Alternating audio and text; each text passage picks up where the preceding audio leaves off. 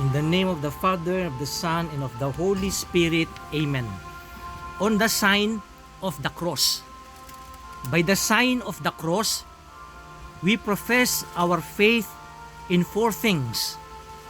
First, as belonging to the crucified Savior, the Son of God, who died for us upon the cross to lead us to God. Second, we profess our faith in the Blessed Trinity, one God in three persons. By uniting all the three persons, Father, Son, and Holy Spirit, under one name, we make profession of our belief in the unity of God. Third, we profess our faith in the blessing from God we obtain through it. And fourth, we profess our faith in the protection from the attacks of the devil. First, as belonging to the crucified Savior, the Son of God who died for us upon the cross to lead us to God.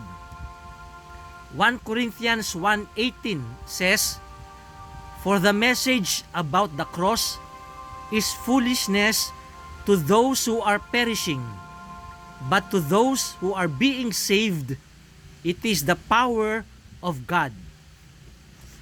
In 1 Corinthians 1:23-25, St. Paul says, "But we proclaim Christ crucified, a stumbling block to the Jews and foolishness to Gentiles, but to those who are the called, both Jews and Greeks, Christ the power of God and the wisdom of God.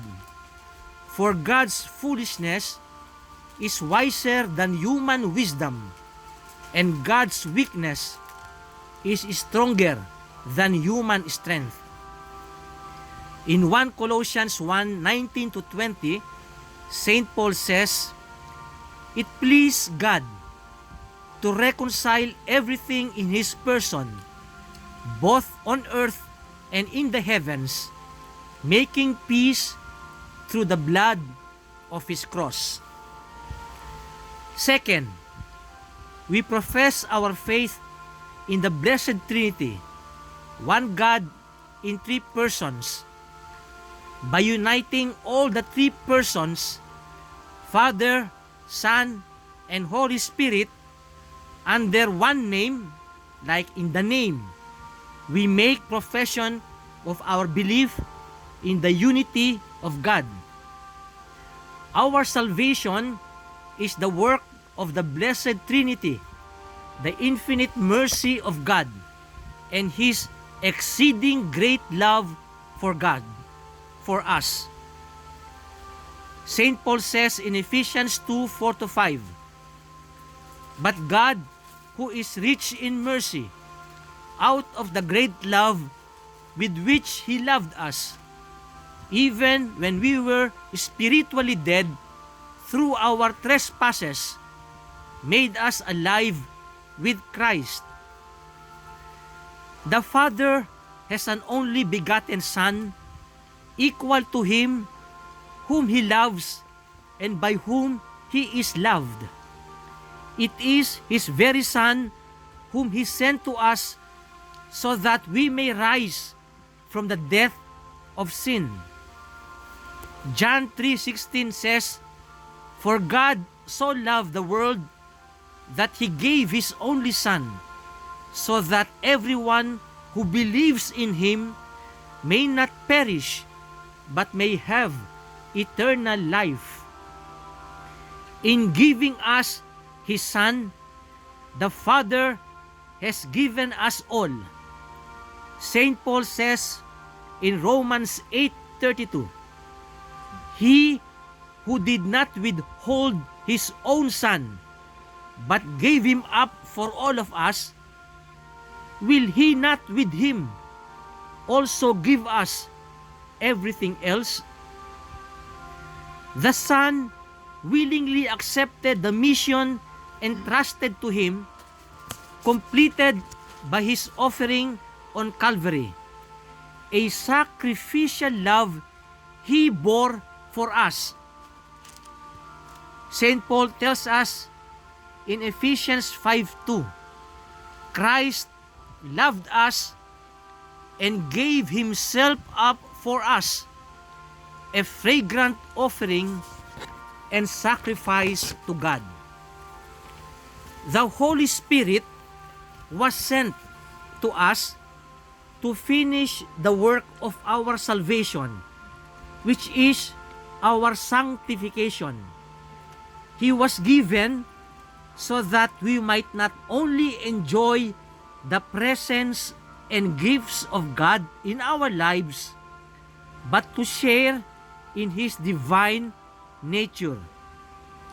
Saint Peter tells us in 2 Peter 1:4, thus you may become participants of the divine nature.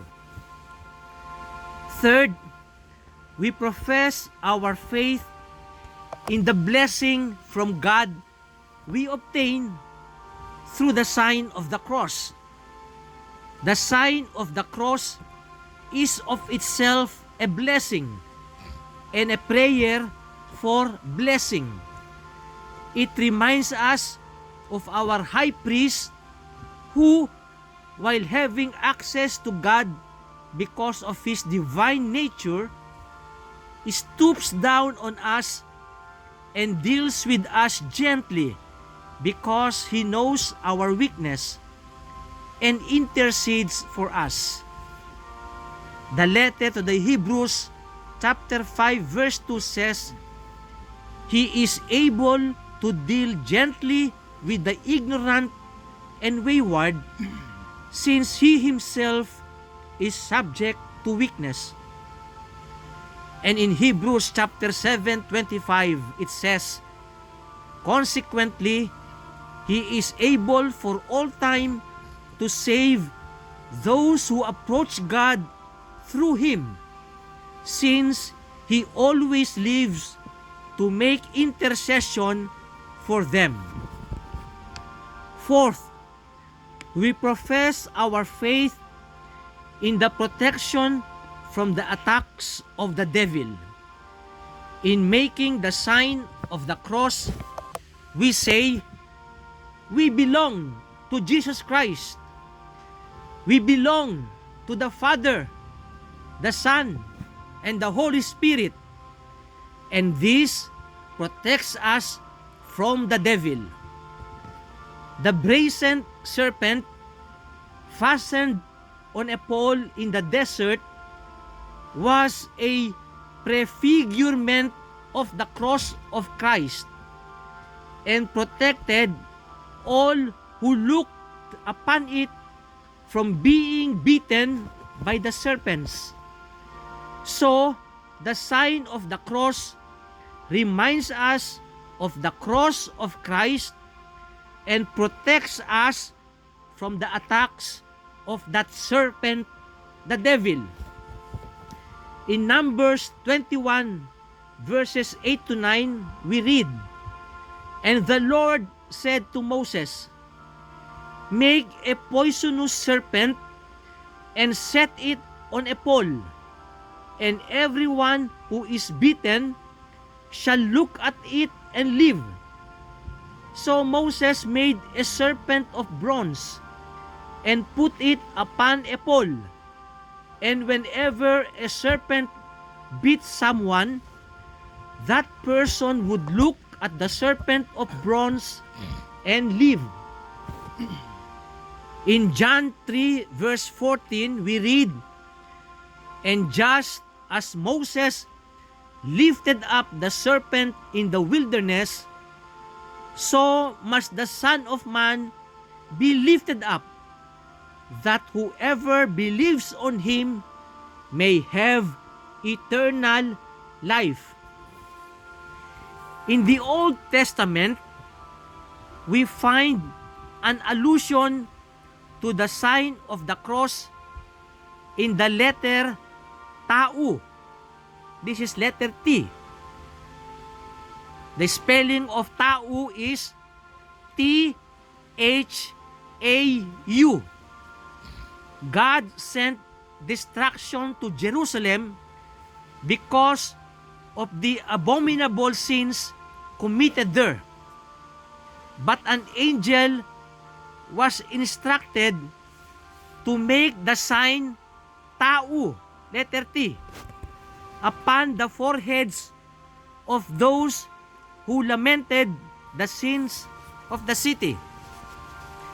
We read in Ezekiel chapter 9 verses 4 to 5, "Go through the city, through Jerusalem, and put a mark on the foreheads of those who sigh and groan over all the abominations that are committed in it."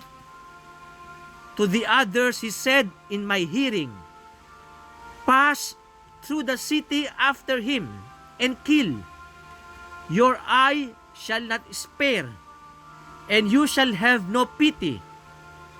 Cut down old men, young men, and women, but touch no one who has the mark." In the New Testament, we find the protection of God's people through the sign of the cross. We read in Revelation 7:3, on the seal on their foreheads, "Do not damage the earth and the sea or the trees until we have marked the servants of our God with a seal on their foreheads." We hold the sign of the cross in great respect. It is the simplest way to affirm our Christian faith and willingness to follow Christ in the way of the cross and resurrection. We often make the sign of the cross when we wake up in the morning and when we retire in the evening, before and after our prayers, before and after our meals, whenever we are tempted to sin, and when we have an important thing to do. The early Christians made continual use of the sign of the cross. This is the testimony of Saint Ephrem of Syria in 373 AD. He make all your actions with the sign of the life-giving cross. Do not go out from the doors of your house till you have signed yourself with the cross. Do not neglect that sign, whether in eating and drinking, or going to sleep, or in the home, or going on a journey. There is no habit to be compared with it.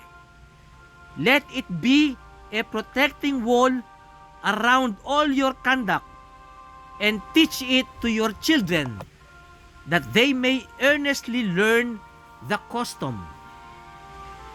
And Saint Cyril of Jerusalem in 386 AD said, "Let us therefore not be ashamed of the cross of Christ, but though another hide it, do thou openly seal it upon your forehead, that the devils may behold the royal sign and flee trembling away. Make then this sign at eating and drinking, at sitting, at lying down, at rising up, at sitting, at waking, in a word, at every act. In the name of the Father, and of the Son, and of the Holy Spirit. Amen."